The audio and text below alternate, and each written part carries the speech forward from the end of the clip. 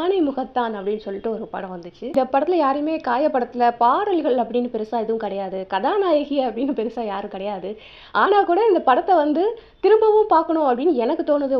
சரி, இந்த படத்துல என்னதான் ஸ்பெஷல், எதுக்காக வந்து பிடிச்சிருக்கு, படத்தோட டைட்டில பார்த்தோன்னே ஒரு ஈர்ப்பு இருக்கும் இல்லையா, ஒரு என்னதான் இருக்கு இந்த படத்துல பார்த்துடணும் அப்படின்னு ஒரு இதுல. ஸோ நம்ம வழக்கமா வந்துட்டு ஒரு ஆணும் ஒரு பெண்ணும் தான் ஜோடியா நடிச்சு நம்ம திரைப்படங்களை பார்த்துருப்போம்.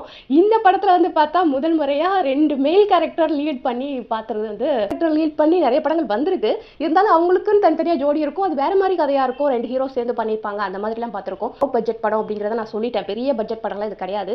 ஸோ போச்சது நல்லா இருந்தது, பார்க்கறதுக்கு நிம்மதியா இருந்தது, கொஞ்சம் நல்ல படமா எடுத்திருக்காங்க அப்படின்னா. ரொம்ப சிலர் தான் வந்து பாசிட்டிவா போய் தெய்வமா மாறுறாங்க. ஸோ அதுக்கப்புறம் தான் வந்து ஹீரோக்கு ரியலைஸ் ஆகுது, ஓ நம்ம கண்களும் பிள்ளையாரோட சிலைகளும் எங்கெல்லாம் இருக்குமோ அங்கெல்லாம் போய் இவர் வந்து பார்க்குறாரு. எந்த இடத்துலையுமே ஒரு கண்ணுக்கு படலை.